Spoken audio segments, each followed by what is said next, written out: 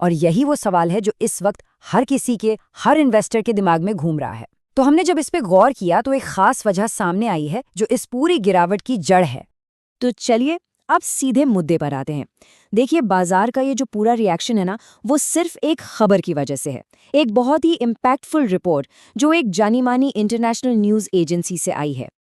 और ये रिपोर्ट कहती है कि रिजर्व बैंक ऑफ इंडिया यानी हमारे सेंट्रल बैंक ने बेन कैपिटल की मन्नप्परम फाइनेंस में एक बड़ी हिस्सेदारी खरीदने की डील पर कुछ आपत्तियां जताई हैं। अब देखिए, मजे की बात यह है कि इस पर ना तो कंपनी की तरफ से कुछ कहा गया है और ना ही आरबीआई ने ऑफिशियली कुछ बोला है। लेकिन मार्केट ऐसी खबरों का इंतजार नहीं करता और इसी एक लाइन ने ये सारा नेगेटिव रिएक्शन ट्रिगर कर दिया। अच्छा, तो इस पूरे मामले को ठीक से समझने के लिए सबसे पहले हमें इन दोनों कंपनियों को समझना होगा जो इस डील के सेंटर में है। तो एक तरफ है मणप्पुरम फाइनेंस, आप जानते ही होंगे, इंडिया की टॉप गोल्ड लोन देने वाली एनबीएफसीज में से एक। और दूसरी तरफ है बेन कैपिटल, जो कि एक बहुत बड़ी ग्लोबल प्राइवेट इन्वेस्टमेंट फर्म है। तो आप समझ सकते हैं कि ये कोई छोटी मोटी डील नहीं थी। एक इतना बड़ा ग्लोबल प्लेयर इंडिया की एक जानी मानी कंपनी में कंट्रोलिंग स्टेक यानी कि मालिकाना हक वाली हिस्सेदारी खरीदने जा रहा था। तो अब सबसे बड़ा सवाल यही उठता है कि आखिर आरबीआई को इस डील से क्या दिक्कत है, वो क्यों इस पर आपत्ति जता रहा है। देखिए, सबसे बड़ी प्रॉब्लम ही यही है कि किसी को पक्के तौर पर नहीं पता कि आरबीआई की आपत्ति की असली वजह क्या है। सब कुछ हवा में है और मार्केट ना कंफर्म्ड बुरी खबर से ज्यादा इस अनसर्टेनिटी यानी अनिश्चितता से डरता है। जब वजह ही साफ ना हो तो डर और बढ़ जाता है। अब हमारे पास कोई ऑफिशियल वजह तो है नहीं, लेकिन अपने एनालिसिस के आधार पर हम कुछ अंदाजे लगा सकते हैं।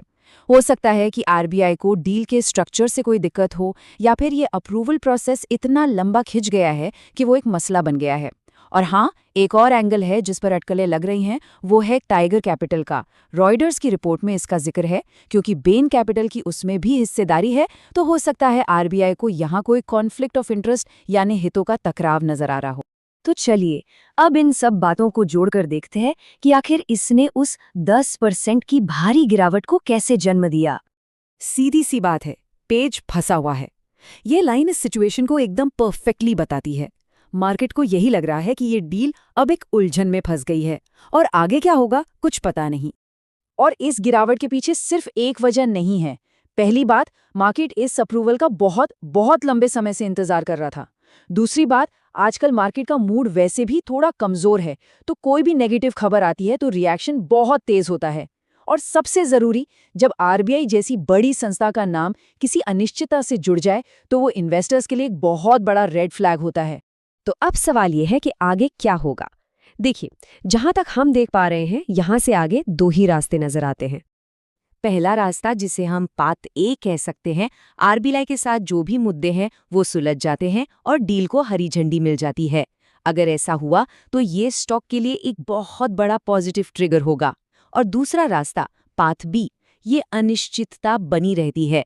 अगर ऐसा हुआ तो स्टॉक पर दबाव बना रहेगा, डील में और देरी हो सकती है और यहाँ तक कि डील कैंसिल होने का खतरा भी मंडराता रहेगा। तो कुल मिलाकर बात यह है कि इस वक्त स्टॉक का भविष्य सीधे सीधे आरबीआई के साथ इस मसले को सुलझाने पर टिका है। कंपनी के फंडामेंटल्स कैसे हैं, टेक्निकल्स क्या कह रहे हैं, ये सब बातें अभी साइडलाइन हो गई हैं। अभी सारा का सारा फोकस सिर्फ और सिर्फ इस एक इवेंट पर है। और ये पूरा मामला हमें एक बड़े सवाल पर सोचने के लिए मजबूर करता है। जैसे जैसे इंडिया में बाहर से पैसा आ रहा है, बड़ी बड़ी डील्स हो रही हैं, तो क्या इस तरह के रेगुलेटरी रिस्क यानी नियामक से जुड़ी मुश्किलें हमारे बाजार के लिए एक नया नॉर्मल बनती जा रही हैं? क्या ये एक ऐसी चुनौती है जिसके लिए अब इन्वेस्टर्स को हमेशा तैयार रहना होगा?